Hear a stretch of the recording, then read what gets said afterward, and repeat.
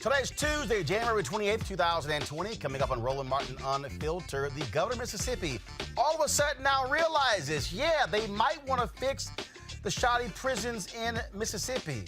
Now that a 12th inmate has died this year alone. The White House and the Trump legal team, they have finished their opening arguments. They also are trying to stop the damage done by the bombs that dropped in a new book by former National Security Advisor John Bolton. Will any Republicans have the guts to call witnesses now? The Trump administration is also trying to make it easier for banks to reject loans to black people. But I thought they were doing so much for black people.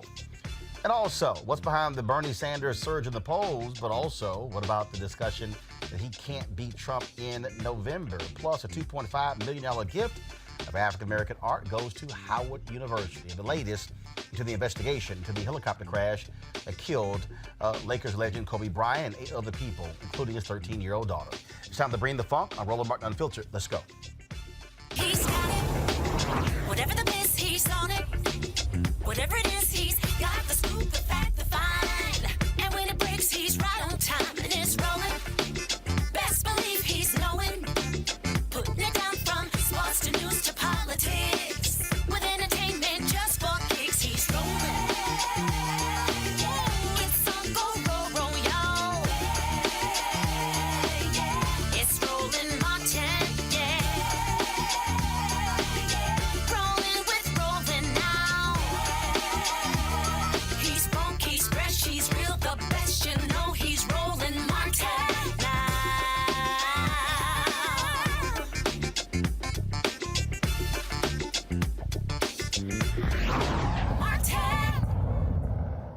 Mississippi Governor Tate Reeves now says he has seen enough. There should be changes made to the state prison system at Parchman. Well, guess what? Now that 12 people have died as a result of various conditions taking place in that prison. This, of course, is what Reeves had to say yesterday in his address to the state. I've been to Parchman. I saw it for myself just a few days ago. The problems were infuriating. There is no excuse. We can do better. We will right the wrongs of the past, and we will do everything in our power to protect the dignity of every Mississippi life. All Mississippians must be able to trust that the people in charge of the system are acting with competence to keep them safe. We must be able to trust that the corrections officers operating these prisons have the tools that they need to do their jobs and that they are compensated fairly. We must be able to trust that this system shows a baseline level of respect to those who find themselves within it. We must administer justice fairly, respecting the dignity of all within our prison walls. We have brought in an honorable, able, experienced leader with a background in corrections and law enforcement, Tommy Taylor, to serve as a steady hand in the interim. He has already made several changes that we hope will help us begin to do better. There's a great deal more that must be done, but we are just now starting to move in the right direction. We have asked a trusted, diverse group of experts to conduct a nationwide search to provide me with a recommendation for a permanent solution to our leadership crisis. We have made one major decision that I would like to announce today. I have instructed the Mississippi Department of Corrections to begin the necessary work to start closing Parchman's most notorious unit, Unit 29. There are many logistical questions that will need to be answered. We're working through that right now. But I have seen enough. We have to turn the page. This is the first step, and I have asked the department to begin the preparations to make it happen safely, justly, and quickly. Well, isn't that grand? This is the same governor who pretty much was blaming the prisoners, and then after numerous folks died, then he decides to finally go look at what's happening at Parchman. Joining us right now is Rukia Lumumba, Executive Director of the People's Advocacy Institute in Jackson, Mississippi. So Rukia, to hear the governor all of a sudden get religion, folks like you had to have a big protest along with Until Freedom, Yo Gotti, Jay-Z's Team Rock.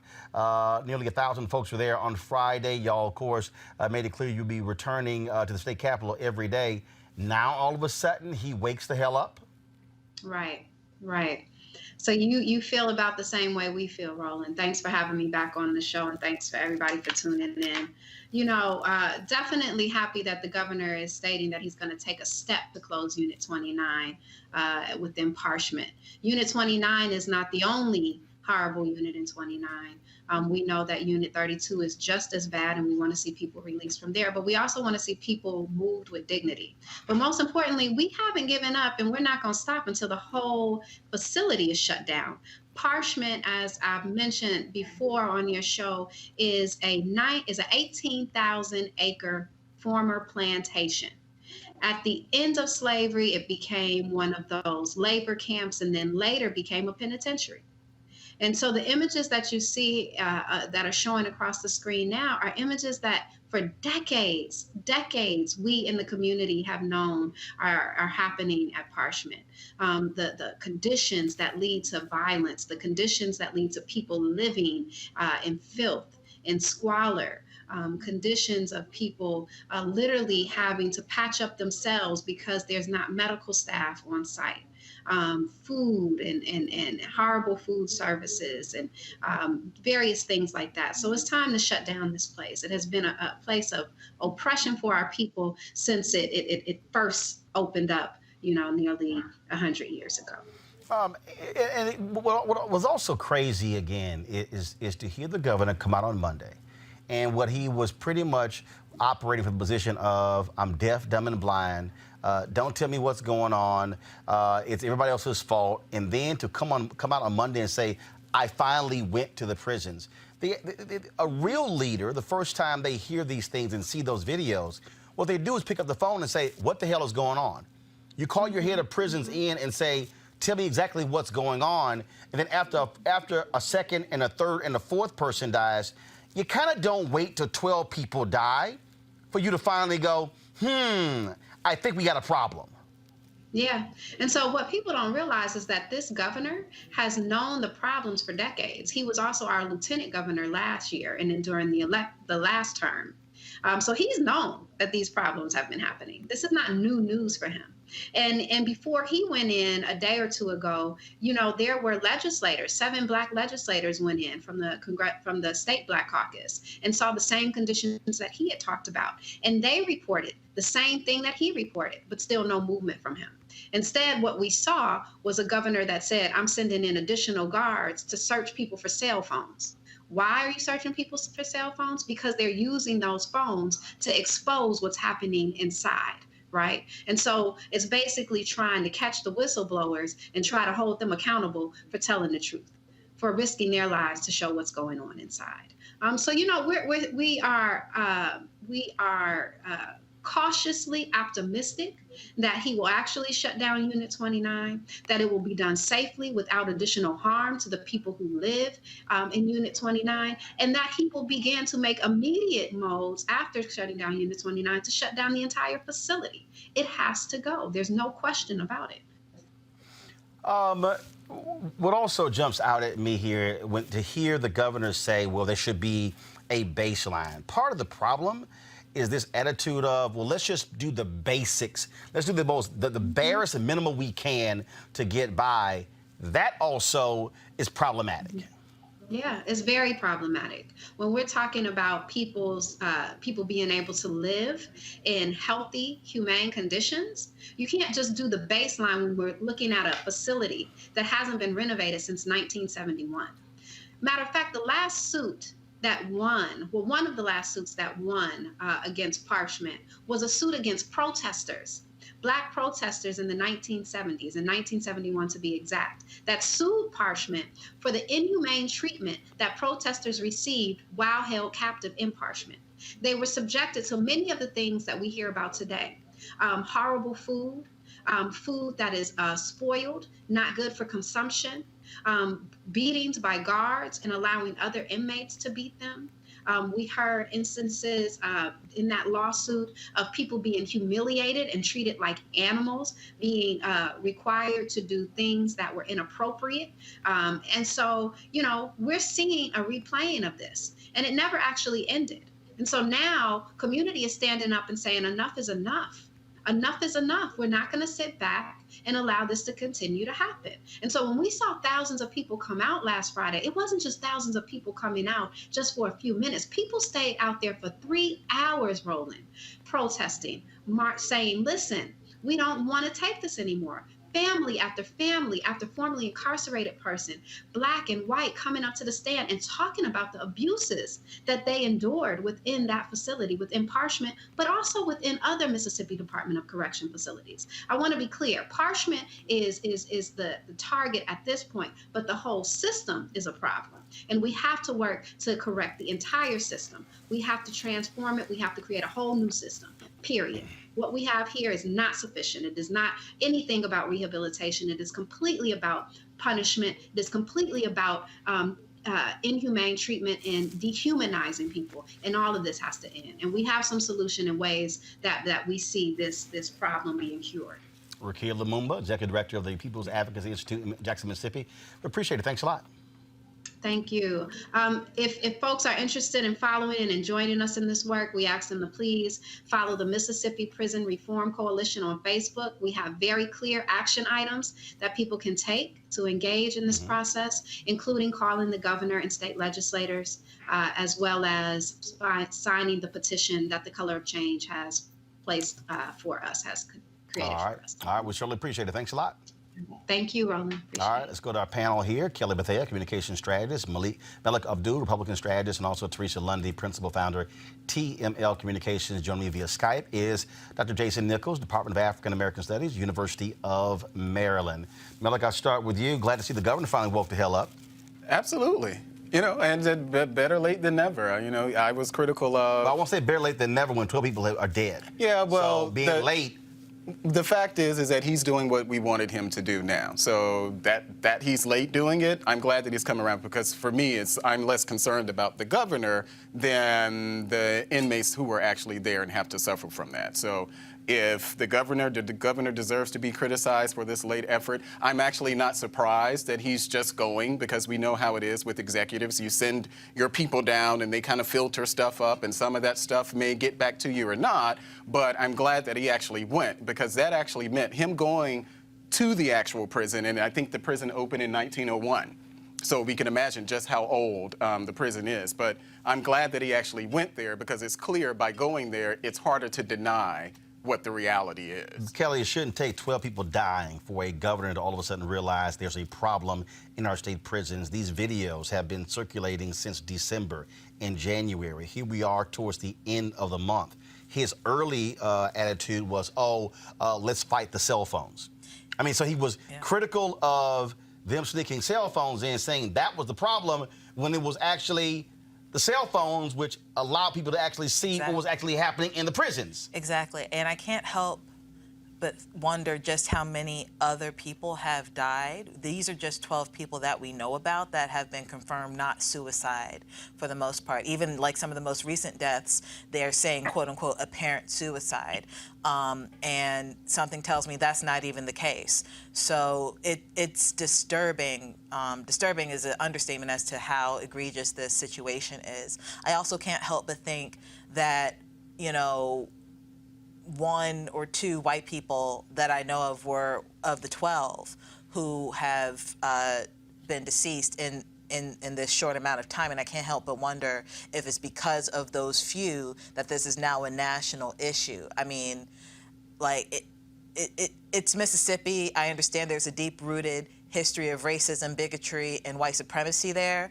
But at the end of the day, this is just basic human rights, and not just black people are in those prisons. So even if you are looking from a white supremacist mindset, you should still be considerate of who's in those prisons, because that's not a good look on you either. Jason, again, 12 folks dying. Governor finally says, we got to confront this problem on Monday. A crisis in leadership, and this is what happens when you talk about leaders. you know what? If one inmate dies in a prison, then you go, okay, that's unfortunate.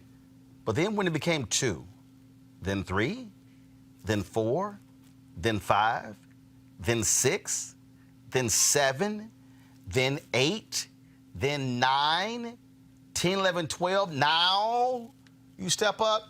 That, to me, is a failure of leadership.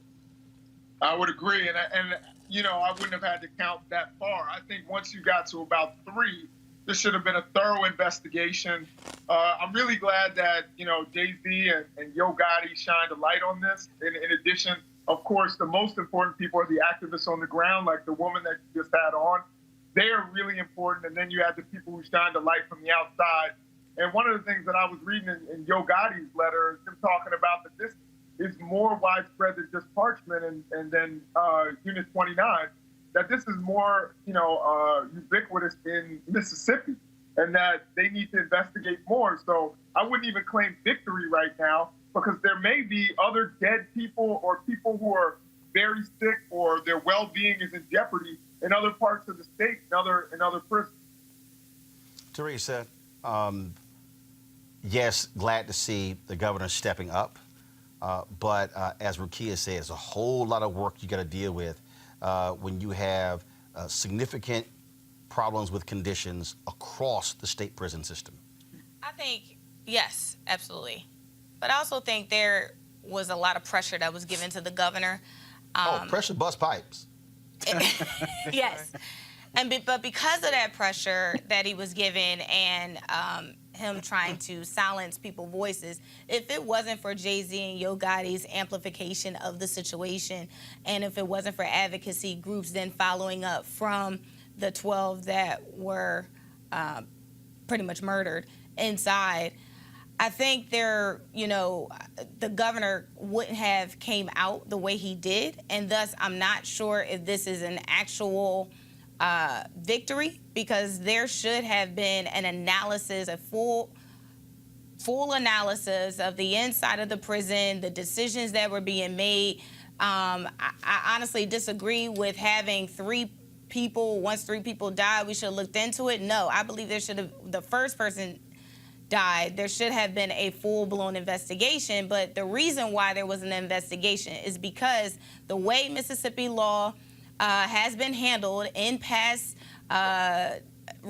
decades, people have been, swiping issues and these civil rights right under the floor mat and not allowing Mississippians to actually really amplify, their rights as citizens. So overall, the governor should have done his job as governor, as lieutenant governor before he became governor, but it shouldn't have taken the likes of Jay-Z and Yo Gotti to get it across. Well, again, you had activists who were on the ground who were driving this issue. When they came in, they then said they were going to help file the federal lawsuit.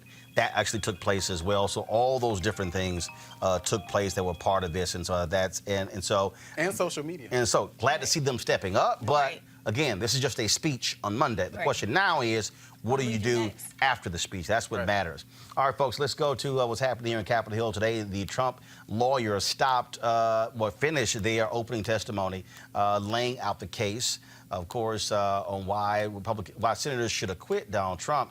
The Associated Press, though, reported literally just 2 minutes ago that Senator Mitch McConnell, according to sources, has admitted he does not have the Republican votes needed to block witnesses from testifying.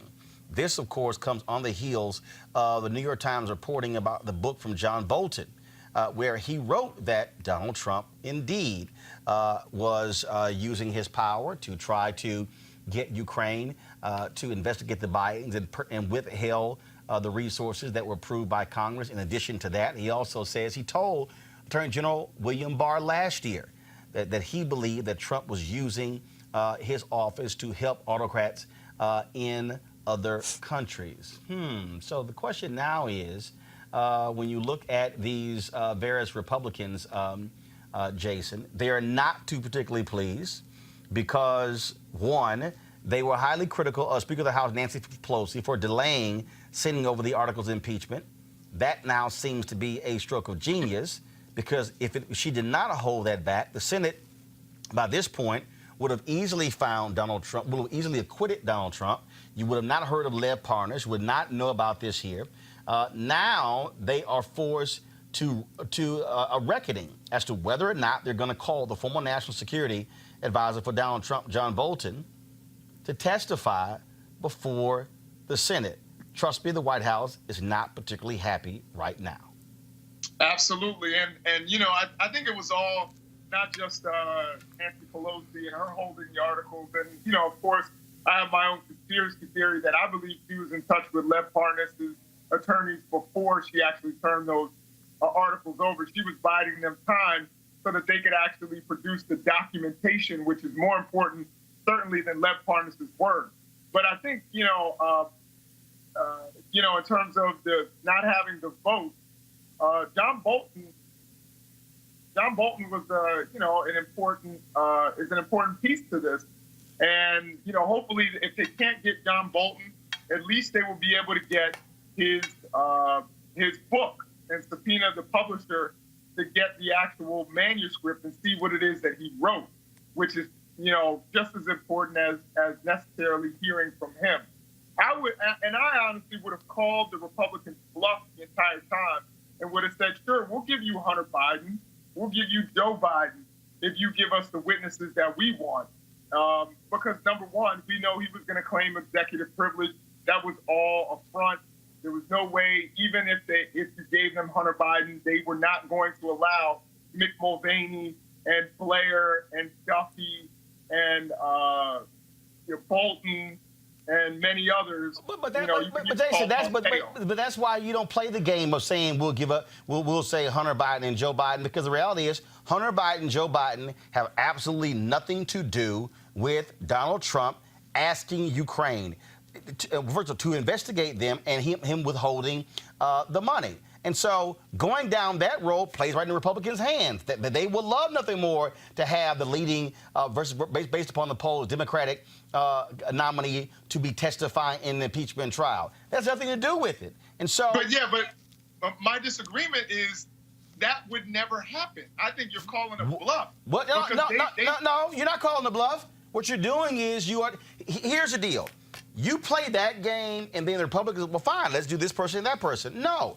You force them to stick to what's at hand, what's the deal. Now that this memoir comes out, now that there's this transcript, now they have to contend with not whether you call Hunter Biden and Joe Biden, they got to first deal with, do you call John Bolton? And if John Bolton does indeed come testify, what will he say that will force Mike Pompeo, Secretary of State, will then force Mick Mulvaney? Yes. And so if you play their game, they would love to have the tit for tat game. Now it's the whole emphasis on Bolton and whether or not they're going to totally ignore his book, which will be out in 6 weeks. And now you got Lindsey Graham saying, let's go to a skiff to read his book. Why in the hell do you need to go to a place to read classified material when it's a book that is being printed as we speak? Yeah. So, no, we agree that Hunter Biden is a distraction. There's no question about that he is not a fact or material witness in this case. All I'm saying is that I don't believe that they would have allowed Bolton to testify. That was all a front. You know what I mean? I think he would have claimed executive privilege on all of the people I just named, and there's no way that he would have given you Duffy and Blair either. So, you know, particularly with the high-level people like Pompeo and Bolton and Esper and all of those people, there's no way that they would have given them up because they knew that he had done something wrong. And there's no way that they would have let them testify. This is all just talk. So in my opinion, again, if you say, all right, we'll just call witnesses, you can call your witnesses, we'll call ours, I think they would have said, we'll hold the phone. You know, you got to go to court, this, that, and the third, and they would have avoided it. Well, I tell you what, Teresa, the issue you're now facing is this here. These Republicans are going to look real silly saying, nah, let's not call John Bolton when the book is coming out. And all Americans are going to be able to read whether the former national security advisor will be saying, Donald Trump did do this. Yeah. And you know what? We have to remember that John Bolton isn't, just some appointee from yesterday's administration. He's been around for decades. He has been decorated. And they loved him up until 48 hours ago. Exactly. Now he's a Democrat. That's laughable. And so when we see, the type of frame that's happening right now with John Bolton, it makes you really want to look at your Republican elected officials, because if we say stand for patriotism and conservatism and for our country, then whatever our former national security advisor has to say, then I think the American people would like to know what he has to say, because in 6 weeks, the book will be out. And then for me, I think my question is, once the book is out, or, because it'll probably, once it's out to the public in 6 weeks, we'll probably obviously get something earlier than that. So it may be probably less than a month where we'll start to hear leaks and everything else coming down the pike. So I think every, a person that's living in a state where there's a Republican senator, they have to, like right now, reach out and, stress the need and the importance of having John Bolton as a witness. I find it hilarious, Melik, that all of a sudden John Bolton is a Democrat. And then you got the folks who are now threatening him. You got Tammy Bruce, who's on Fox News, basically saying, "Don't you dare be a snitch." And you got people now they're railing on him. One of the Trump lawyers said, "An unverified source." I mean, it's laughable that all of a sudden now he has a scarlet letter on him because he's coming out making these statements. Yeah, well, we really shouldn't be that surprised that that's a response from a number of people in the party. I think that it doesn't matter which president it is. When you have a national security advisor come out and essentially divulge information about conversations with the president of the United States, I think that in itself, as we see, that's already a huge story. But you have someone like John Bolton, who many people, not just inside the administration, but many people considered a hawk and did not much care for John Bolton. Now, the only thing that I have to say about that, I'm one of those who said that John Bolton should testify. Sure, bring him on in there, and it seems as if that McConnell may not, though those four people that everyone was looking at as far as who may end up voting for witnesses, seems like he can't meet that threshold. But one of the things that concerns me about it is that this is information John Bolton has known. So this is information that John Bolton had through the House hearings, and it's the information that he has now. It's also information that the White House has had since December 30th. No. It's not the White House. It's actually, because I followed that on the news today. So that information, the manuscript itself, was actually given over to the National Security Council. Where are they housed? And the follow-up to that. No, where are they housed? They very well may be housed in the White House. I'm not sure. No, it's the National Security Council for whom? For the White House? Right. So when I say, well, I don't know where they're housed. No. When I say, how long has the White House known? The NSC is a part of the White House. But I just want to draw a distinction based on the reporting today that the White House, the actual Oval Office, Trump, Mulvaney, and all of those, that information was not, the manuscript was not shared to them. Now, we can say, well, we don't believe that it is, but according to everything that I've heard today. Who reported that? Well, I saw that on Fox News today. I saw that on a segment on CNN today. I didn't watch MSNBC. That Trump, Mulvaney, and all of them didn't know about the manuscript. No, that the information was given to the National Security Council and that the White House was not giving copies of that. Now, that may be false reporting, but again, that's the reporting that's actually out there. Right. That's what they were told by the White House. Well, We have to go with what we've heard. But see, we also are used to this being the most lyingest White House we've seen in modern history. So anything that comes out of their mouth, Okay. I don't automatically Well, believe. That's fine. We can choose not to believe it, but No, based I'm just stating what's fact. And that's fine, but based on They the lie. reporting, the White House, the Oval Office, Trump and his advisors did not have copies. And the reason that was shared with the National Security Council is because of security, because of their... It's just like when you work at the CIA. Right. There's a process when you write a book, you send it through the process so they can vet to ensure no classified materials are actually placed in the book. Right. Now, Bolton wrote the book because what he knows wasn't classified material. Now, if you say, well, that's covered under executive privilege, that's a whole different conversation. Right. But that's not actually classified material, just like, Kelly, when Bob Gates wrote his book. And he talked about conversations with President Barack Obama. Those were not classified conversations.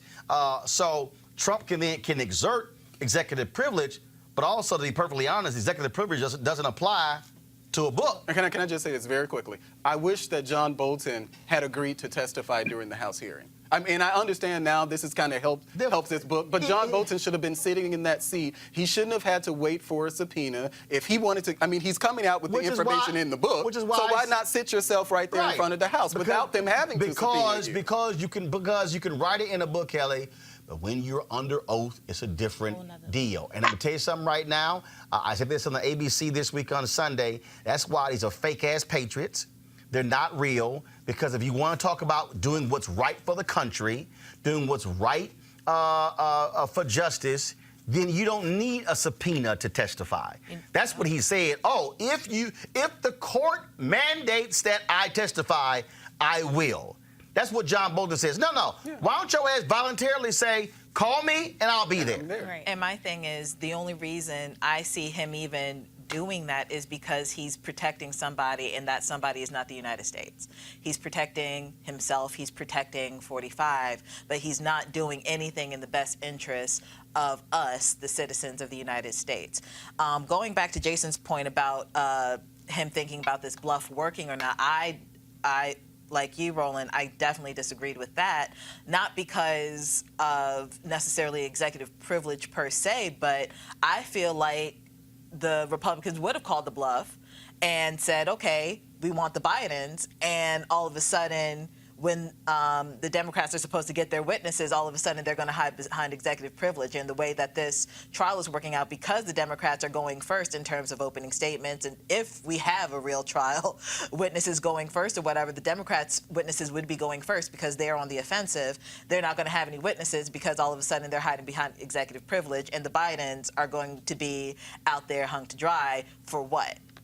You understand what I'm saying? Like, they're not even part of the case. They're wholly irrelevant to everything. And, you know, absent them, Trump still did what he did. And that's what's supposed to be on trial. Well, it is laughable when you look at how the Trump lawyers, what they laid out. In fact, I can't even talk about just how shameful Alan Dershowitz was. Like, well, even if these things happen, even if it's just still not abuse of power. He basically suggested that nothing can qualify as an abuse of power. Well, he contradicted all of his books in that statement. Like, and I have a couple of them. And then he said, oh, back then I was wrong. Right. Now I'm right. You made millions of dollars off of being wrong. Like, all these people in law school reading your books for a grade, and you wrong. Please. Right. But if you look at the Democrats, if you look at whether it's Nadler, Chuck Schumer, even when they were congressmen, you know, the arguments, and it's something that they talked about, because at the end of Cipollone's defense there today before he rested, he played a montage of Democrats essentially saying the same thing that Republicans are saying now. But the context was wholly different. But whether the context was different, what they said as far as the very high bar to high crimes and misdemeanors, meeting that high bar to high crimes and misdemeanors, is the very same thing that Republicans are saying now. What they're saying now is not applicable to this case. What the Democrats were saying back then was the fact that Bill Clinton, in his egregious era, did whatever he did. That did not rise to the level of it. And that's the same thing that the Republicans But the Republicans are saying that calling another country to basically have us, you know, calling another country to investigate your political rival when you could have called for your own Department of Justice to launch an investigation. Because it was a valid source of inquiry. But you didn't. It was a valid source of inquiry. What was? Hunter Biden and the Burisma connection. I'm sorry, hold up. Hold up. What was valid? Well, that's exactly what Voinovich said. That's exactly what Sunderland said. No. What was valid? That there were questions about whether Hunter Biden, that it did seem like that there was some favoritism as far as him getting the contract with Burisma. Okay, here's stop. Let's be real. Let's be real. That's nothing illegal. No, stop. Right, hold on. Stop. Right. There's absolutely nothing illegal or immoral about a company choosing to hire anybody that they want. But the issue here, again, is not Hunter Biden. Right. The issue here is Donald Trump asking a foreign entity to investigate a political rival. They keep saying, who happens to be a political rival. I think Donald Trump would have asked for that investigation. No, he wouldn't. Even if Joe Biden wasn't running. Are you actually trying to say that Donald Trump would ask for the investigation against, regardless of anybody? He would have done that. Well, if we go down the list of people, he's called for investigations of Eric Holder, Barack Obama, Hillary Clinton. Those are all political rivals. But those are all political rivals. Right. How is Eric Holder a political rival? Because Eric Holder was Attorney General. How is Obama a political rival? Because he never ran against Obama. Eric Holder was considering running for president of the United States. Second, first of all, we realize that Donald Trump sees President Barack Obama as a rival. Well, that's really any Democrat now. So now you're saying that any Democrat. No. Melik, look, that dog won't hunt. But The reality is here. Donald Trump sees Joe Biden as his biggest threat. Maybe. And ain't no maybe. Maybe so. Ain't no maybe. Maybe so. No, it's not maybe. It's a fact. Well, and so we can't say what he sees. Here's the deal. We can give our analysis And what of he's that. dealing with is he wanted Jason to do anything to take his leading rival out. Who happens to be his leading rival. That's the fact. Yeah, there's no question about that. I love Malik, but Melik, but there's no way that we can spin that because of the fact that number one, Joe Biden takes a large portion of his state, or challenges for them, and he certainly beats them in a lot of important states like Pennsylvania. So there is no question that he has seen Joe Biden as a rival.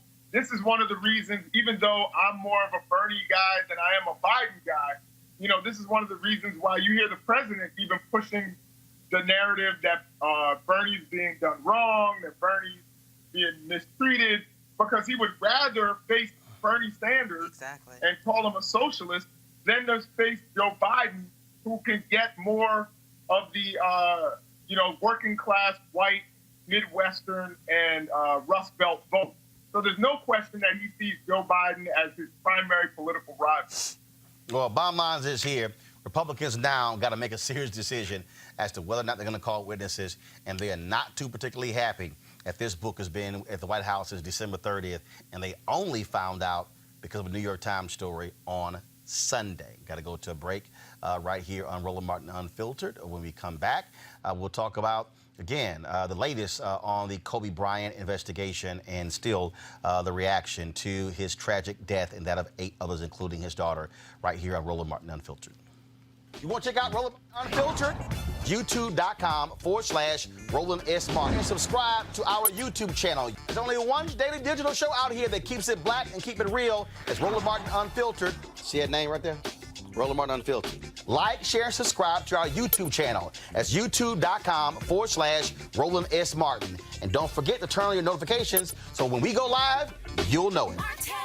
All right, folks, join Reverend Dr. Jackie Hood Martin as she engages others to think like a leader. Are you looking to enhance your leadership or that of your team in 2020? You can join her newest online course and mastermind group, How Successful People Think. She'll be your guide as you learn timeless leadership principles to apply to daily living. The offer expires February 28th. To register, go to www.livetolead.com/Leesburg, www.livetolead.com/Leesburg. All right, folks, all 9 bodies that were killed in the crash, the plane crash of Kobe Bryant, those bodies have been recovered. Of course, all 9 victims, the names have been released, yet people are still just shocked and stunned by what took place with the death of Kobe Bryant. Carrie Champion, of course, formerly of ESPN. Carrie is a huge Los Angeles Lakers fan. This is what she posted a short while ago on her Instagram channel. Hey, y'all. It's been a crazy few days. Find me somebody who hasn't shed a tear, and I'll tell you that they don't have a heart. I wanted to post something, which I think I will. I'll write something. Just don't have the words. Like everybody's been saying, it doesn't make sense. Like, how? And the more details we get, the more we hear about the families involved, and we think about what could have been for the little girls, for the mother, the fathers, then obviously for Kobe. His next chapter, his next year was going to be special. I will go through the day and I'll have good moments, and then I'll have these moments where I just break down. Like I'm sure everyone can relate to. Kobe, for me, narrates a very significant part of my life. He was in LA for 20 years, born and raised here. I remember when he immediately came to the Lakers and he would come up to UCLA and I would just see him around, and there was the idea of, oh, there's the next one. Been a diehard Laker fan since I was in the womb, right? So to see him on my campus at UCLA was a big deal, but even bigger deal for me to actually meet him and forge a friendship. And I wouldn't call it a friendship, a workship. But for me to know that he provided so many good highlights in my life, my family's life, my grandmother's life. It was special. And I feel like the reason why this is so hard for so many of us, because Kobe is supposed to be invincible. This is not supposed to happen to him this way. He's a superhero, right? A lot of our athletes are. But the stories, all the stories I hear, there are so many people being like, I met him, he did this for me, he did that for me. When I see these fans talk about moments in their lives when their parents gave them their first Kobe jersey, or when they went to their first Laker game and Kobe walked past them, or when they saw Kobe eating at a certain restaurant near his home and they got to talk to him for a few seconds. I mean, his reach is global, obviously, but 20 years in one city, it almost just feels like he could touch everyone here in Los Angeles, or he has touched everyone here in Los Angeles in some way. So just imagine, if you're 10 years old and you've been a Kobe fan since you were 10 years old, you're now 30. If you were 30 years old when Kobe came here and you were a Laker fan, you're now 50. So you could see why everyone is so devastated. It's hard. It is hard. I think none of it makes sense. And I don't know when it'll make sense. And then you hear about his daughter, her friends. Oh yeah. This one hits differently, right? I don't know if it was the manner in which it happened,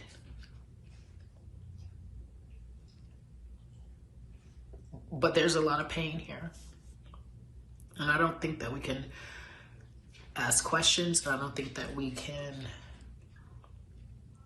figure out why. I know I'm doing all of that. But I will tell you this. Tomorrow is my last day on ESPN. Right? It's my last day. And I feel blessed to have been able to cover him and honor him.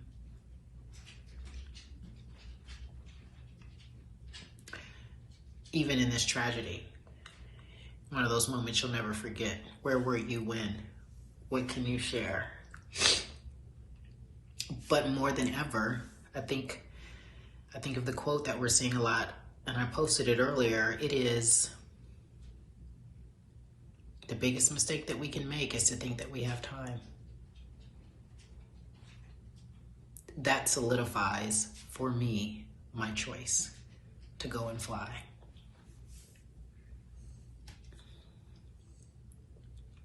I am going to miss my colleagues. And it'll be an understated farewell because I think so many of us are grieving. But I'm closing one chapter in more ways than one and starting a new one. I still don't know why I don't have any answers. I wish I did. I think we always need answers to make us feel like it makes sense. It may never make sense.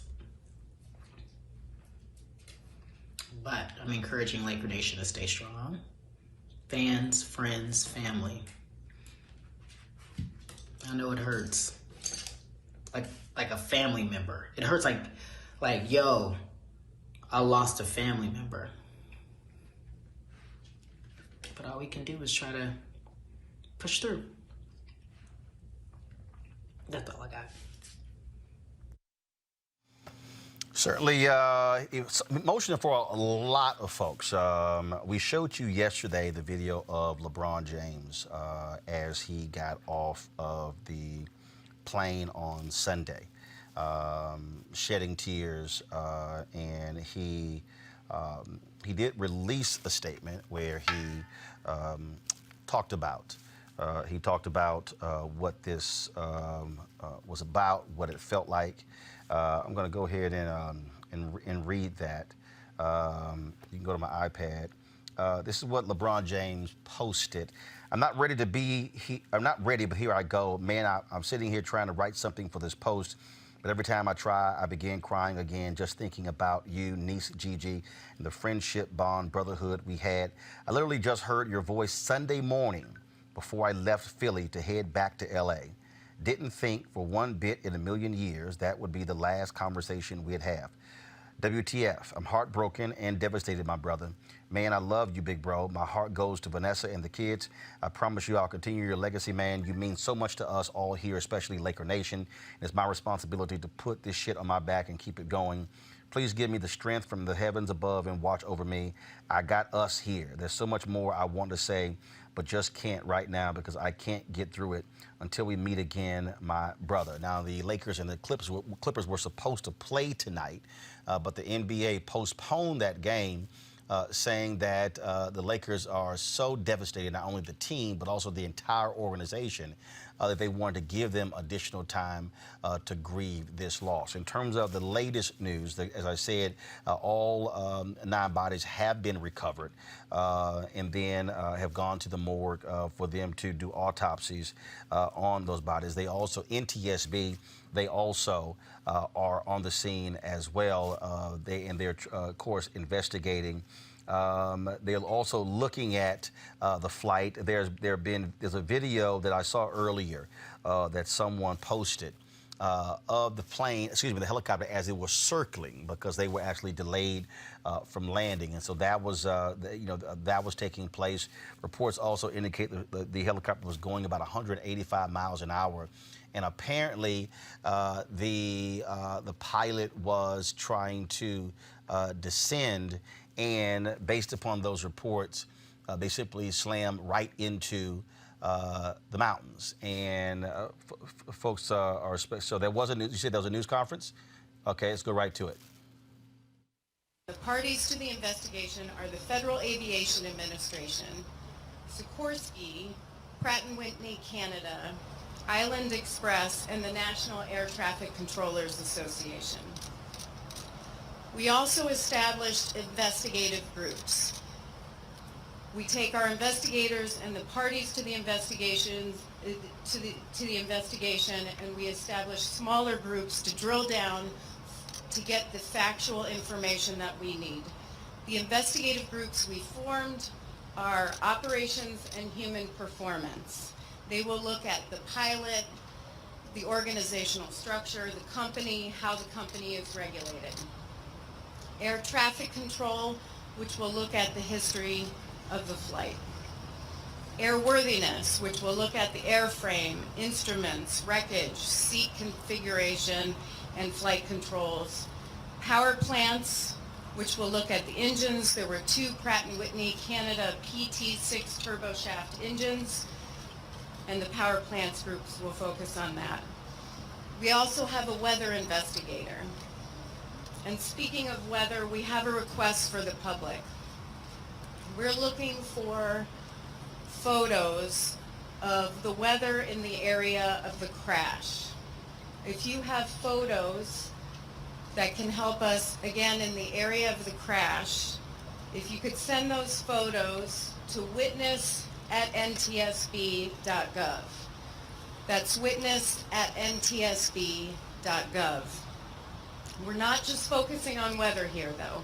We take a broad look at everything around an investigation, around an accident. We look at man, machine, and the environment, and weather is just a small portion of that.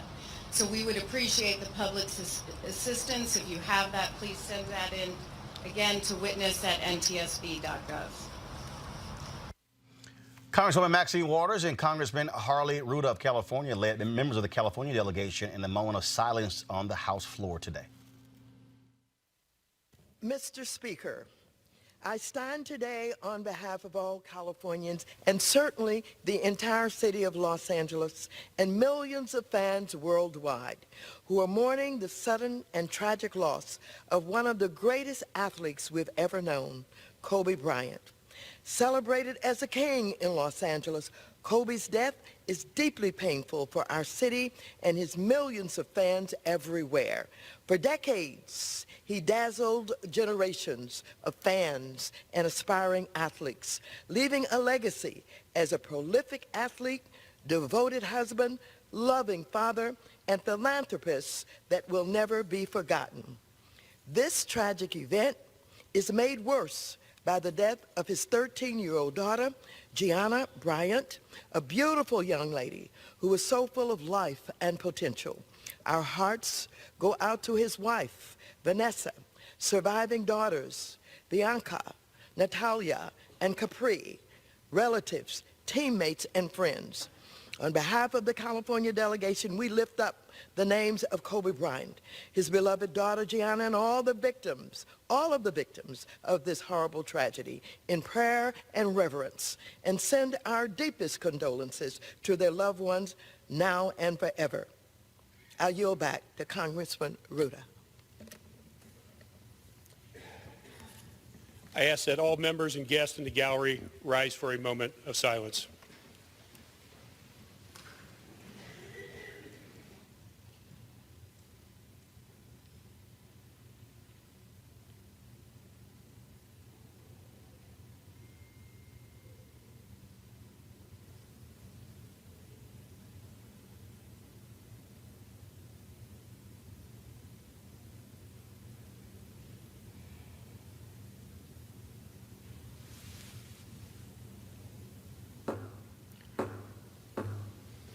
Thank you, Mr. Speaker. I yield back. Now, folks, National Transportation Safety Board, they've actually released video that they shot of the crash scene. It is on their YouTube channel. This is the video here that they shot on yesterday, and it includes drone footage of the crash scene as well. Also, People Magazine, in their special edition, on this on the death of Kobe Bryant. Also reported that a source said that Kobe and his wife Vanessa had a deal that they would not fly together on a helicopter. That they were always if one was flying, the other one would not be on that helicopter. And they never didn't give a reason why. I mean, the reality is this here: that there are a lot of families, to be honest, who do the exact same thing. But they said they don't have two parents who are flying or traveling together. I know some folks who do that. As I said, so this is from the NTSB. This is the actual drone footage of the wreckage. That is you see the blue. That's one of the DJI drones there. Investigators have cordoned off a 5-mile radius. In addition, they've also set a 5,000-foot ceiling, preventing helicopters or drones or planes or anyone else flying over this crash scene as they continue to investigate. They will comb through all of this wreckage, and what they will do is then try to put what they normally do that people don't realize is that they will remove the entire helicopter and all the parts and then take it to a hangar or a warehouse and literally reconstruct the helicopter. They do this when they have plane crashes as well, but they will reconstruct to then go through to figure out exactly what caused this accident. It took the life of Kobe Bryant and 8 others. And so certainly people are still reeling from this. There have been thousands of fans who have been flocking to the Staples Center in Los Angeles for no reason. It's not like no planned memorial. They've been creating memorials at the Staples Center, also at the crash site. The FBI has been trying to tell people do not come to the crash site. In addition to that, folks have also set up makeshift memorials at his high school, where he went to school in Philadelphia. Joining me right now is sports reporter Kelsey Nicole Nelson. She is in Miami for the Super Bowl. And earlier, Kelsey, I saw some video of a moment of silence that was taking place at one of the NFL events there. And so, I mean, this tragic death of Kobe Bryant, today was media day. There were, I mean, all the different players on the San Francisco 49ers as well as the Kansas City Chiefs were asked about this. I mean, that gives you an indication that the death of Kobe Bryant is not just a basketball story. It is a global story. Correct, Roland. And I will tell you, every single interview that I've had here, and you talked about it, every single press conference has mentioned the name Kobe Bryant because that's what he meant. And yes, this is a football arena, but Kobe touched so many. All of the young athletes here have said they were inspired by Kobe, his competitiveness, his athleticism. He always wanted to be the greatest. And of course, that's what most athletes want to be. And everybody is still in a state of shock. Kobe seemed invincible. We weren't ready to let Kobe go. It wasn't supposed to happen. And everyone has truly paid their respects. But it hurts. It hurts. And everyone's still hurting inside. And yes, we're in South Beach, we're in Miami, but everyone said it's just not the same this year because unfortunately the passing of Kobe Bryant just hangs a cloud over all of us here at the Super Bowl. Well, folks, I'm looking at some comments here where people who are saying, well, you know, why didn't he just drive? One of the stories here from the Los Angeles Daily News said that from his home to where practice was, his Mamba Academy, was 78 miles. And what people don't realize is that Kobe Bryant traveled by helicopter every single day to practice and to games in the latter part of his career. So this wasn't, and then according to the LA Daily News, he also would only fly with this particular pilot. Kylie Jenner, I think, posted something where she often had flown on a helicopter. So this was an extremely experienced pilot who was on this plane as well. And so obviously people have so many questions about what took place and are shocked by it. But there really are no answers until the investigation is complete. Right. And I feel like we're all still asking why, what happened. And I was just in LA before I came here. And I have to just say, I can just imagine just a state of shock and grief. And as you said, Kobe had been doing this for a long time. This was not new. You talked about the pilot's experience. Again, more questions why it happened. And I think now we're just all hoping the investigation hopefully soon comes to a close because we all just want to know what led to our star's death. And people have to understand, I mean, Kobe was LA. LA was Kobe. So that's why they're investing so many resources and everything into figuring out what happened. And of course, also for the other young lives lost. It's still hard to grasp around, but I think people are appreciating all that LA is putting into it. But I feel like still the answers aren't coming fast enough because, again, gone too soon, Roland, just gone too soon for Kobe. And again, I mean, look, according to this Daily News story, it says the Sikorsky made what appeared to be a, quote, panic climb at a rate of 1,406 feet per minute, about 30 seconds before it stopped sending data, said Robert Katz, a Dallas-based commercial airplane pilot and certified flight instructor who had been flying since 1981. Quote, this helicopter is probably the best machine money can buy. The weak link in the chain is going to be the pilot, but this also was in a very experienced pilot. But look, I think what people have to understand is that, I mean, look, we can go down the line in the history. Otis Redding was piloting his own plane when it crashed in Wisconsin, killing him and nearly all the members of his band, the Barkays.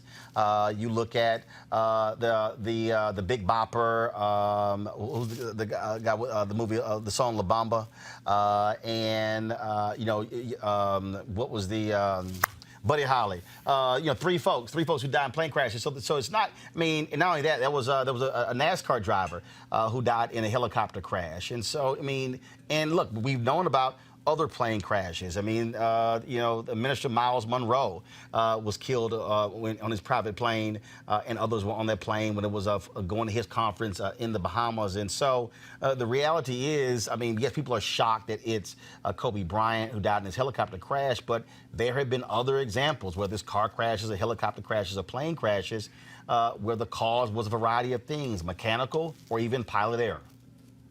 And as you said, I mean, it's throughout history, so many have been taken from us. And let's be honest, that's why some people just simply don't fly or are just afraid to step foot on a plane. And it just seemed like even though still we knew about the safety concerns and we knew everything, but still, Roland, it was Kobe.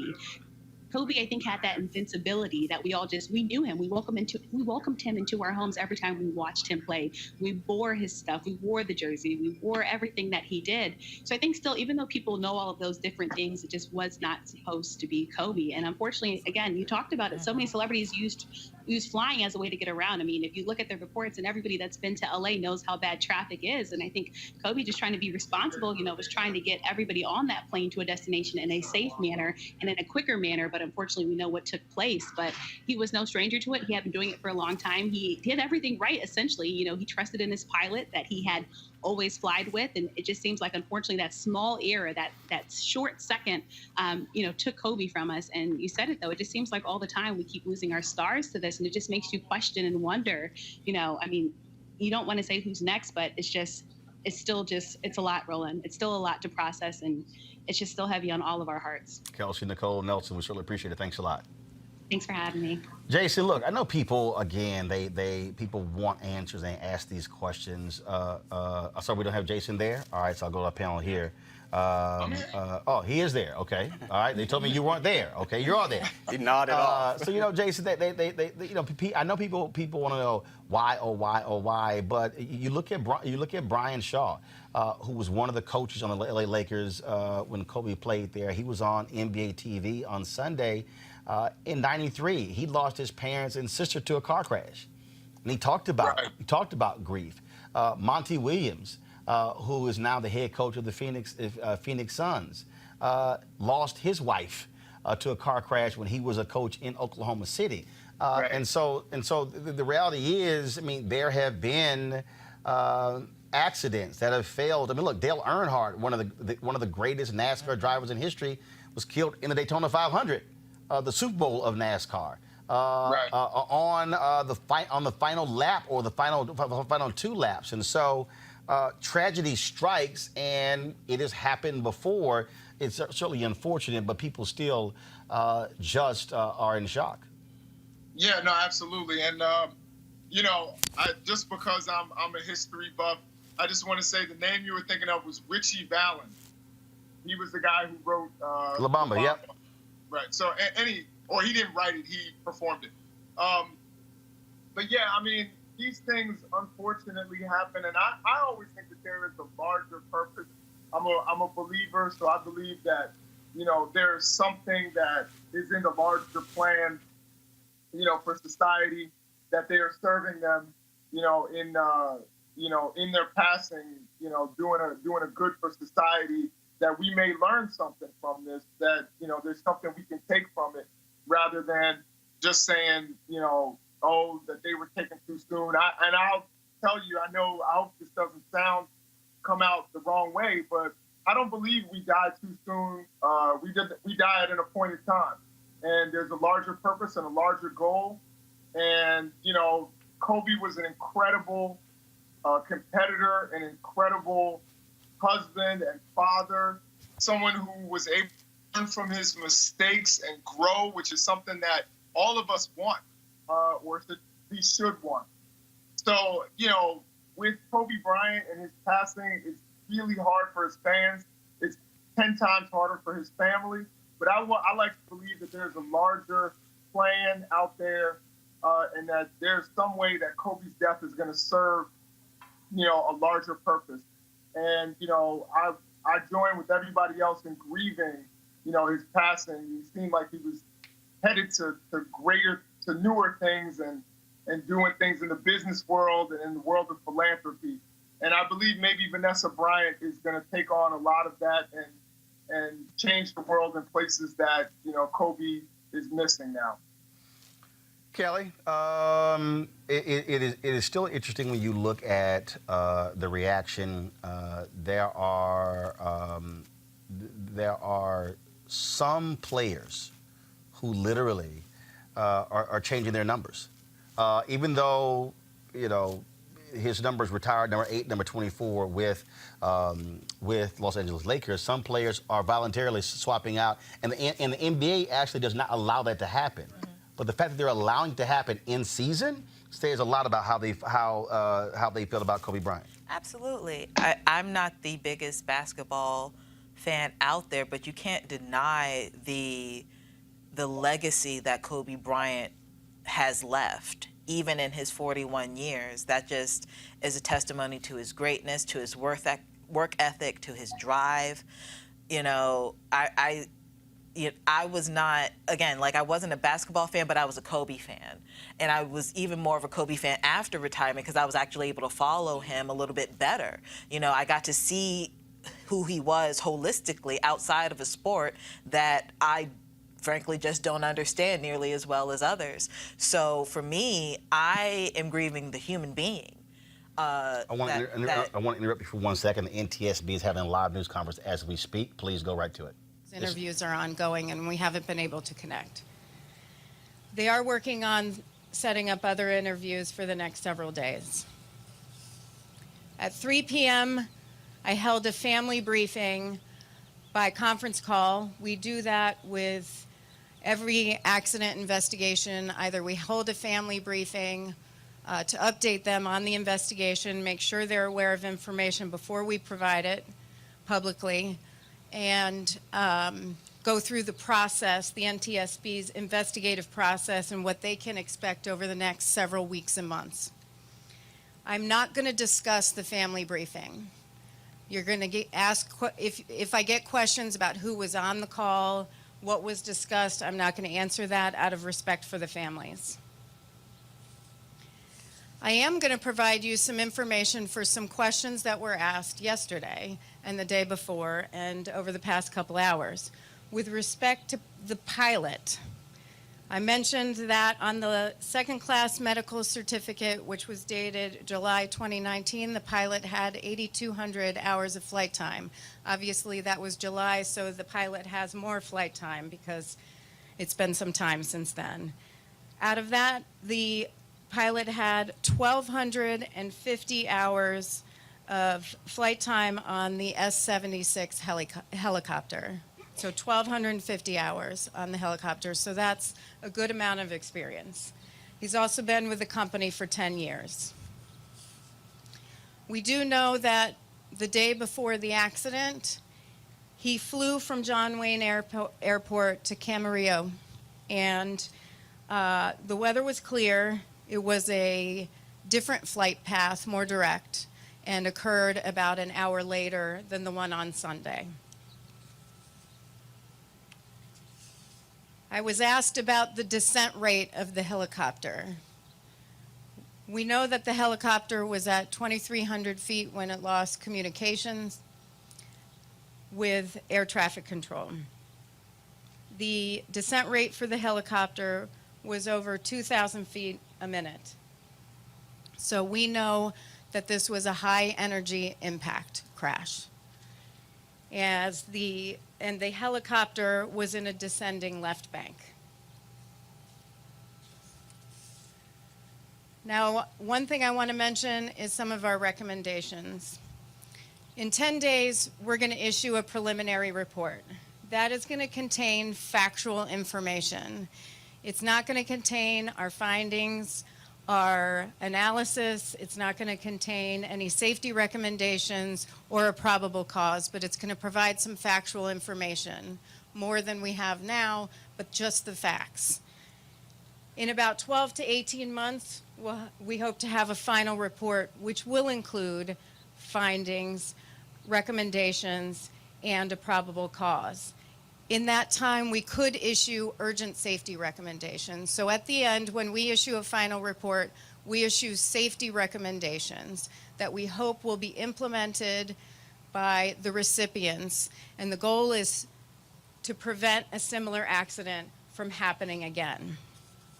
2 recommendations that have been issued in the past that the FAA has failed to act on, I want to talk about. I was asked about Terrain Awareness and Warning System, or TAWS, which provides terrain information to the pilot. I was asked whether that was on this helicopter. We have verified it was not. In 2004, the NTSB investigated a crash involving an S-76A in Galveston, Texas, which killed 10 people. We issued a recommendation to the Federal Aviation Administration that stated, require all existing and new U.S.-registered turbine-powered rotorcraft certificated for 6 or more passenger seats to be equipped with a terrain awareness and warning system. They did not implement the recommendation. In 2014, we closed the recommendation as unacceptable. In 2005, we assisted in an investigation involving an S-76C helicopter, which crashed in the Baltic Sea, killing 12 people. We issued a recommendation to the Federal Aviation Administration to require all rotorcraft operating under Parts 91 and 135 to be equipped with a CVR and an FDR. The FAA failed to implement that recommendation, so we closed that unacceptable. And for this accident, it was operating under Part 135 charter. So with that, I want to state this is the last press conference that we're going to have. We are not leaving the scene. Our investigators still have work to do. We, again, will provide a preliminary report in 10 days that will contain factual information. We'll have a final report in 12 to 18 months, and again, we could issue urgent safety recommendations in that time. For investigative updates, please monitor our Twitter feed at NTSB_newsroom, and of course, feel free to contact us if you have additional questions. I'm going to take some questions, and please raise your hand, state your name and your affiliation. Thank you.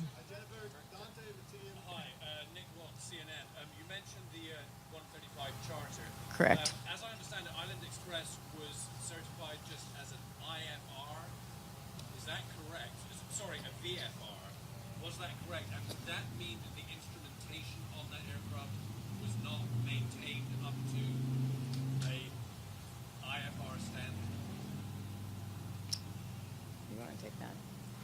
So, yes, you're correct. They have a Part 135 VFR certificate as to how the instruments were maintained and if they were kept to IFR standards. That's something we'll be looking into in the maintenance records. We haven't got that far yet. But is the fact that they were classified that way, is that part of the investigation? Yes, sir. Jennifer, Dante Greco, TMZ. How far from the top of the hillside was the impact? As in, how much did they miss doing the mountain bike? And also, was Kobe on that same flight on Saturday that they were the same pilot?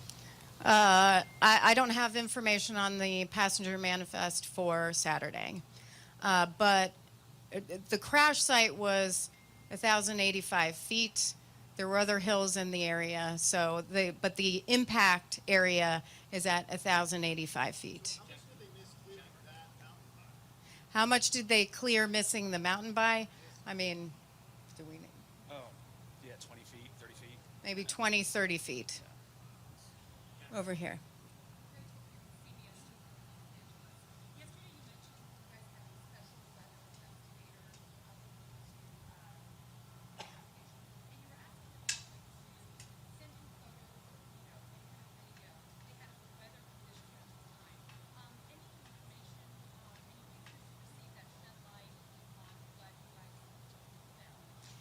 The question was on the weather information. And the question is specific to information we requested from the public, photos and videos that were sent in to witness at ntsb.gov, and whether we've been able to analyze any of those. We are in the process of looking through all the photos and videos. I will state a big thank you to the public. Every time we ask for information, you send it in, and it's very helpful to our investigation. With that said, we have received video and photos that are not of this helicopter or even in this country. So I will state that takes our investigators time to verify that, and that takes away from the investigative work that they need to do.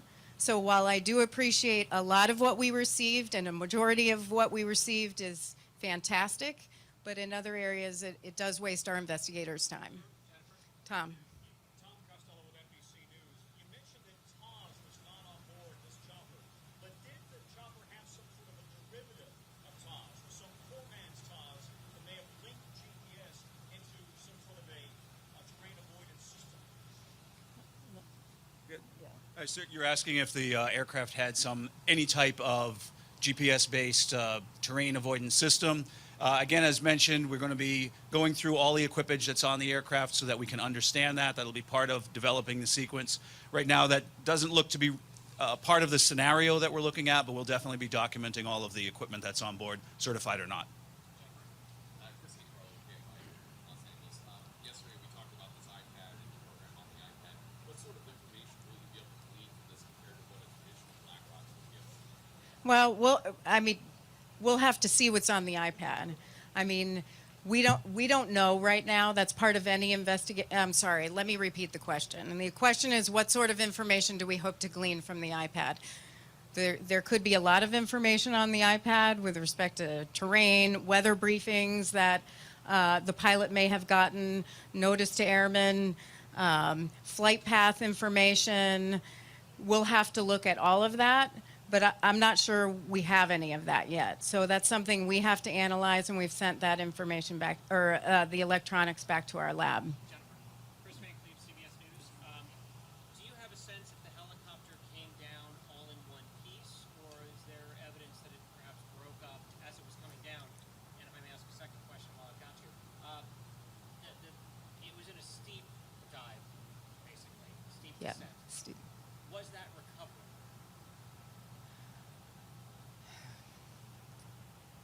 The question is, did we locate all the significant components? Yes, so that indicates to us, preliminary information is that the helicopter was in one piece when it impacted the terrain. The second question is, was the helicopter crash survivable? No. Was the dive recoverable? I mean, that we're going to have to look at as part of the accident investigation. That requires further analysis. So if we just follow up on that, you mentioned the 2,000 feet per minute descent rate. Is that within the normal operating range for that helicopter, or is that considered an out-of-control situation? Is that a normal descent range for this Sikorsky? I mean, this is a pretty steep descent at high speed, so it wouldn't be a normal landing speed. Is that beyond the realm of the helicopter to handle? Do flight controls still work? Does the pitch still control that? That's something we're going to can the helicopter handle this? And that's something we're going to have to evaluate as part of the investigation. Steve. I'd like to ask you an elementary question. I apologize for being so elementary, but can you talk about how you attempt to determine pilot judgment in your investigations like this? I mean, how do we determine pilot judgment? That's a difficult part of the investigation, and we look at the facts in the investigation, and that's what we're focused on. We can't make any assumptions about what somebody is thinking. So our investigation is strictly focused on the facts, and then those facts will lead us to an analysis. And what type of facts are you trying to provide? I'll come back to that. Stephanie.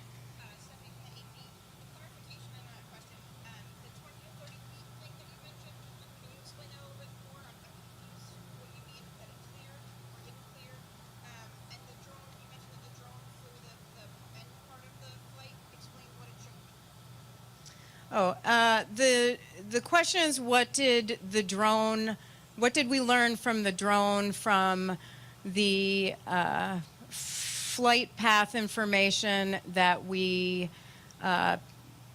put in the drone today? I mean, we were looking at the flight path, so the angle it took coming in. We didn't fly it low because that would be a problem, and there were people working in that area. So we just wanted to look at part of the flight path, and we want to document the wreckage with it. You had a second question?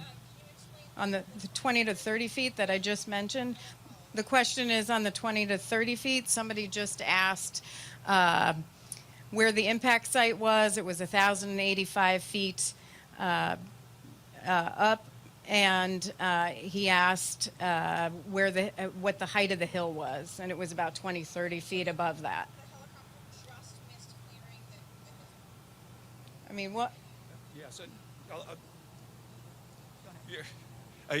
The question was how much did the helicopter miss the hill? It's important to realize that there's not one hill. It's a ravine with undulating terrain. So the small outcropping that had the main impact in it, the main impact was about 20 to 30 feet from the top of that small hill, but there are actually other higher hills surrounding it, if that makes sense to you. It's in this canyon with small hills within it. There's other hills right close by, correct? Well, and I don't know that we can say it probably would have hit another hill either. I mean, that's an assumption, so we can't state that. Hey.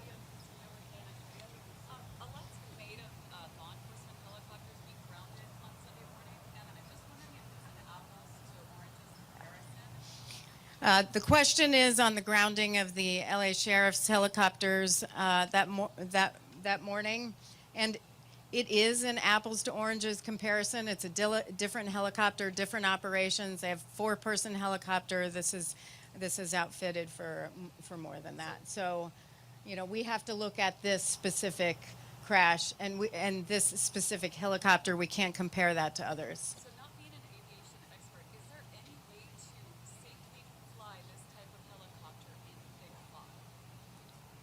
Is there any way to safely fly this helicopter in thick fog? I mean, I think there's a lot of variabilities there. And so we're focused on what the weather conditions were for this, on Sunday for this flight. And we have a weather expert on staff currently looking at the weather and decision-making for flying in the weather that day.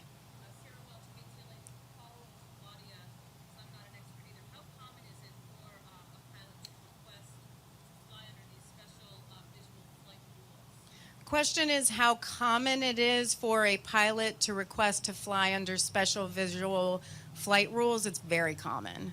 This is not out of the ordinary.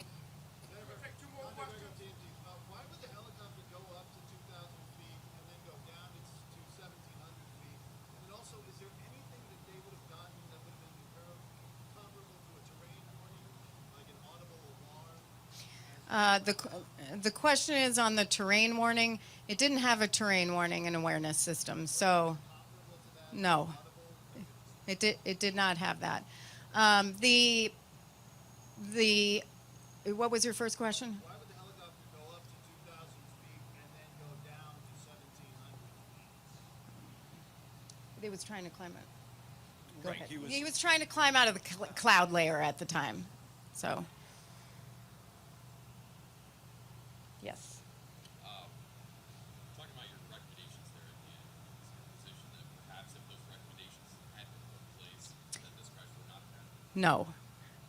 The question is if our recommendations were implemented, would this crash not have happened? Well, certainly TAWS could have helped to provide information to the pilot on what terrain the pilot was flying in. But one of those recommendations on the helicopter having a CVR and an FDR, that would have helped us significantly in this investigation and other investigations. And it's something we've recommended several times over a number of years. So.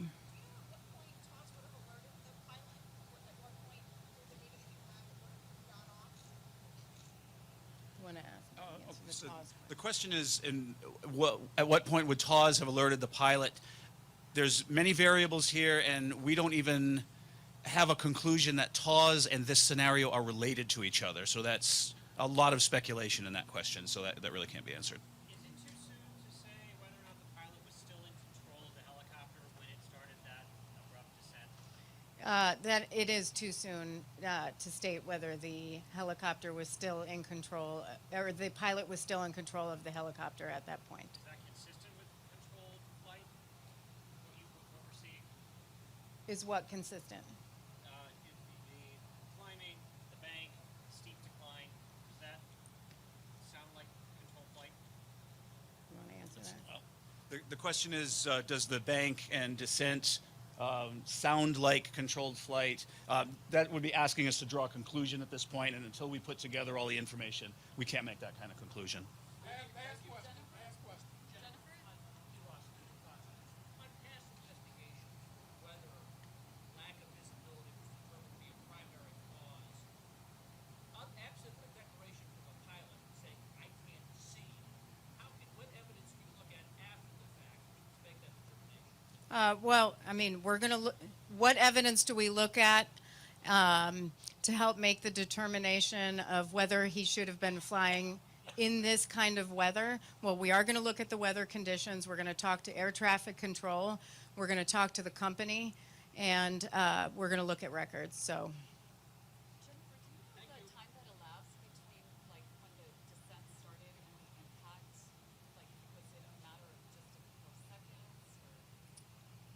From the descent?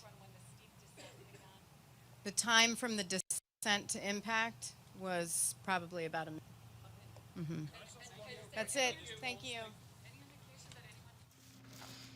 All right, folks, that was the NTSB live news conference there in Los Angeles describing the state of their investigation into the helicopter crash that killed Lakers legend Kobe Bryant and 8 others. It was interesting, Kelly, we had some questions here, and literally as we were asking those questions, they're answering those questions in that news conference. I think it's very, very telling how NTSB advised FAA twice now in the past 5 years to update the regulations and equip their helicopters with necessary life-saving measures for such times as this, and they have virtually ignored them at every step of the way. There is no excuse. There is no excuse. I don't want any narratives of anybody blaming the pilot or blaming this or blaming that. The fact of the matter is, some things could have happened beforehand, such as the recommendations of NTSB equipping these helicopters. Yeah, but typically, though, to be perfectly honest, in most crashes, it's largely pilot error. I mean, once they go it's through, not solely his, like other things could have happened. I'm not saying. But again, though, we don't. Here's the piece, though. That was a recommendation. The FAA rejected it. Once they go through the investigation, first of all, while we're sitting here talking, go to my iPad, please. Journalist Michael Oddie is actually outside the Staples Center, live streaming. Of course, folks who are gathered there. So let's just, as we talk, we'll talk over this. Just want to give people a sense of what's happening with these memorials at Staples. I mean, the reality is, people they go through the investigation. been determining exactly what happened. Right. And what took place. And, they'll go through it and look at those flight records and was it pilot error? Did he make a mistake in terms of coming out of that cloud layer or all of those things will come into it. I do believe, Malik, that what happens in cases like this, people learn far more about rules and regulations than they even thought about. Yeah. Because again, when you hear them say the helicopter, one of the top of the line helicopters did not have a terrain warning on it, you would think, wait a minute, if you're flying around mountains, how in the world you wouldn't have that?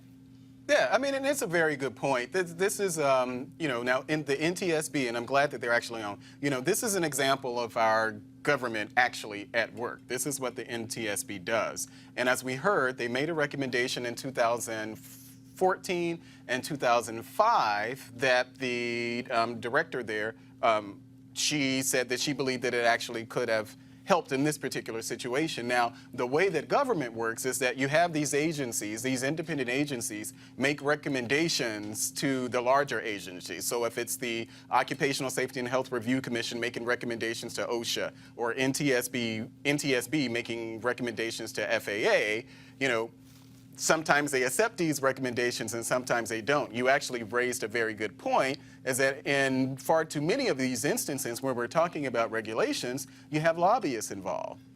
And so lobbyists are the people who are pushing back on some of this. But just overall, of course, everyone wants an answer and they want the answer right now. I like what you said on, I think you were on Facebook and you were just saying, hold up. I'm not just going to believe every single story that came out, but I think we, in our fervor, we want to know the answer, so we kind of make up things to fit whatever narrative. But one thing that can't be denied here is that Kobe was beloved. And I've seen people on, the left and people on the right, why aren't we talking about this person? Well, why aren't we talking about that person? The fact is that this is what happens when there is a national tragedy, whether it's Michael Jackson, Whitney Houston, Prince, we get these type of conversations because people are genuinely affected by it. A lot of people have been affected by it, and what we've seen everyone from Barack Obama to Donald Trump really just wishing the family well. And it is sad, it took everyone by surprise, but these type of things, they shock the conscience of Americans. And so this is, the reason that we're talking about it is because it is a story that we should be talking about. But Teresa, also I think that what people will glean from this is that when you look at what they're going through, all these people out here who hate government, all the people who talk about, I can't get government out of our lives. Guess what?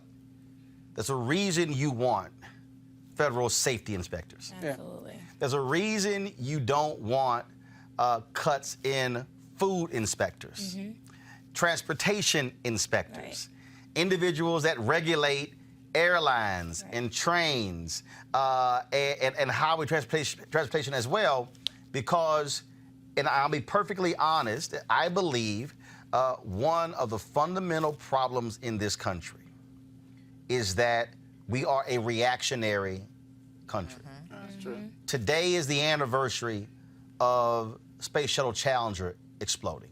Oh, wow. In 1985. Right. And they knew there was a problem with the O-rings. Right.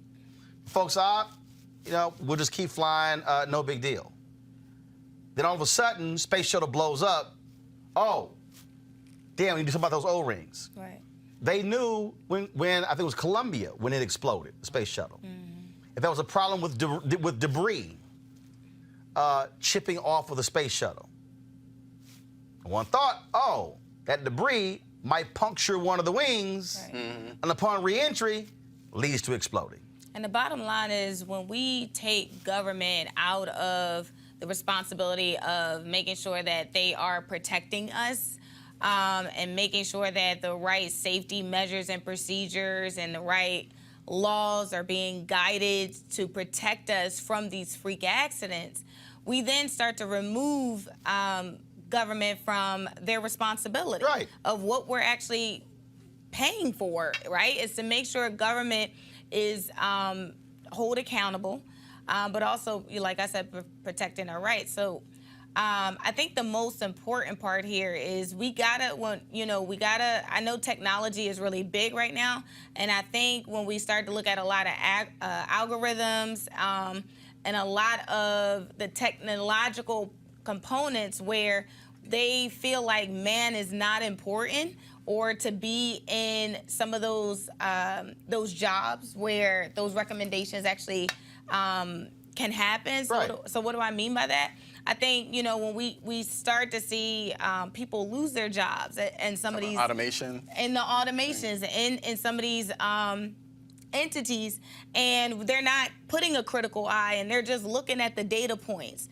That's when we start to really have that divide and that disconnect, and we start to have these accidents because the human interest is no longer there. Look, the Trump administration, they just announced a rollback a couple of weeks ago on regulating pigs and other animals, and again, I just want people to understand that what I'm not saying that had the FAA put that rule in place, this crash would never happen. We don't know. We don't know that. Because, again, it could have been mechanical, could have been pilot error. We have no idea, okay?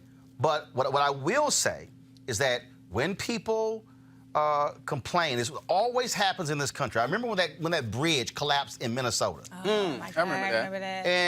And dozens of folks died. All the people like, oh my God, how did this happen? Easy. Well, you know how it happened. Because our infrastructure is crumbling. Yeah. And that is the thing. And I've always said that one of the biggest problems in this country is that we are reactionary. Right. We wait until somebody dies and then go, oh, wow, someone said we should do something about that. Okay, now let's do it. So we'll race to do it. When you, I remember the gas explosions that were happening with pipelines, with gas company in California. And then it's like, well, company knew for 10 years this was the case. Pepco filed for bankruptcy as a result of the fires raging in California last year. Then we find out, folks they knew for a number of years these things. I mean, and so in this country, I mean, like even if I brought in, climate change to it, it's amazing when I hear people who go, oh, no, look, that's just going to cost us too much money.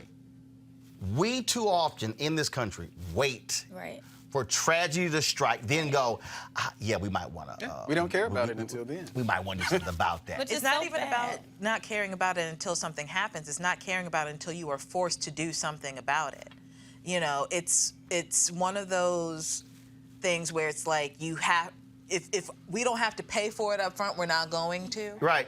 It really is about money. Like you are everything. You would rather have, a piggy bank full of money than a country full of people. That's really all it is. The big three automakers did cost-benefit analysis.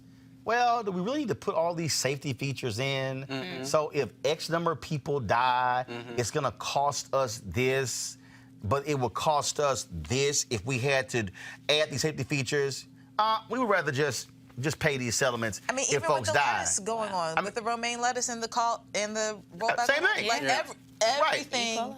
And when people die, then people go, oh my God, government, where were you? Then you go, I didn't realize that there were cutbacks in the FDA and the USDA. Yeah, because guess what? When people are hollering, smaller government, smaller government, get government out of our lives, too much regulation. These are examples where regulation is important. And we could say the same thing in our schools, especially in public schools. Literally every aspect of our lives. We're dealing with asbestos. Yes. We're dealing with older buildings. Lead and playgrounds. It amazes me when people, I watch people all the time, don't give me that BS about smaller government. Right. I say, I don't want government in my life. And I say, there's not a single example that somebody can raise to me where government does not have a place in your life. Just can't. I mean, hell, the moment you're born, that birth certificate is a government document. Yes, it is. when your ass die, that death certificate is a government document. Yeah, and if you think about it, and what people don't realize, so that you see guys, cleaning windows in your city or something, they're up on the 15th floor, there are different fall protection standards that these companies have to abide by. Called regulations. Yeah, there's different regulations. All right, folks, what you're seeing, this is Michael Oddie, who is a travel journalist. He is outside of the Staples Center as we speak, and he has been live streaming for the past 20 or so minutes. People who are just simply congregating there with this makeshift memorial for Kobe Bryant and his daughter Gigi. We are out of time. We've actually gone over time. I want to thank Jason. Just keep it on that, folks, while we're live. So I want to thank Jason, Kelly, Melik, as well as Teresa for being on the show today. We had some other subjects we were supposed to get to, but because of the breaking news with the NTSB, we went to that instead. Folks, this is what we do in Roland Martin Unfiltered. We want you to support what we do by joining our Bring the Funk fan club.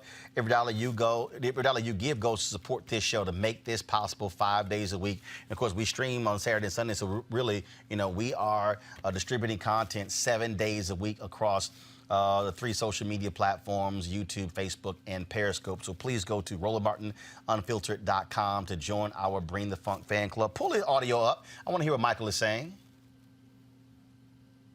if you can.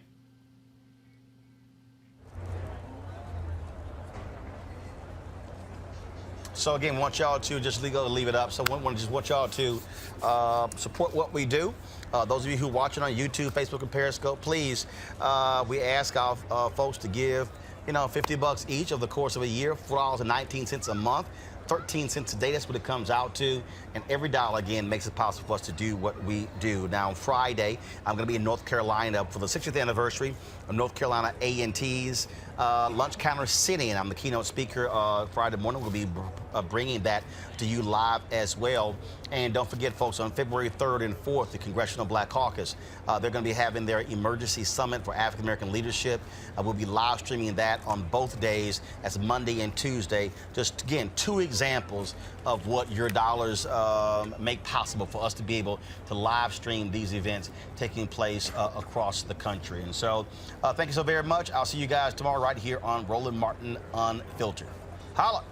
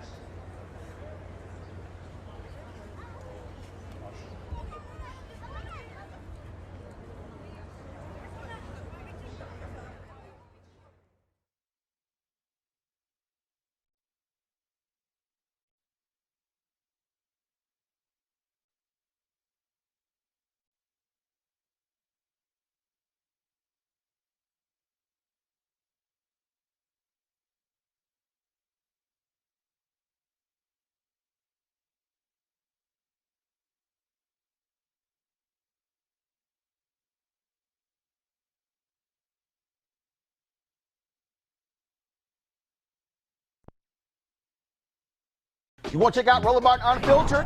YouTube.com/Roland S. Martin. And subscribe to our YouTube channel. There's only one daily digital show out here that keeps it black and keep it real. It's Roland Martin Unfiltered. See that name right there? Roland Martin Unfiltered. Like, share, and subscribe to our YouTube channel. That's YouTube.com/Roland S. Martin. And don't forget to turn on your notifications so when we go live, you'll know it. Hey everybody, this is Sherry Shepherd. You're watching Roland Martin Unfiltered, and while he's doing Unfiltered, I'm practicing the wobble. Yes, I am. Because Roland Martin's the one, he will do it backwards, he will do it on the side. He messes everybody up when he gets into the wobble, because he doesn't know how to do it, so he does it backwards. And it just messes me up every single time. So I'm working on it. I got it. You got Roland Martin. Hi, my name is LaToya Luckett, and you're watching Roland Martin Unfiltered. What's going on, everybody? It's your boy Mac Wiles, and you are watching Roland Martin Unfiltered. What's up, y'all? It's Ryan Destiny, and you're watching Roland Martin Unfiltered. What up, Lana Well, and you are watching Roland Martin Unfiltered.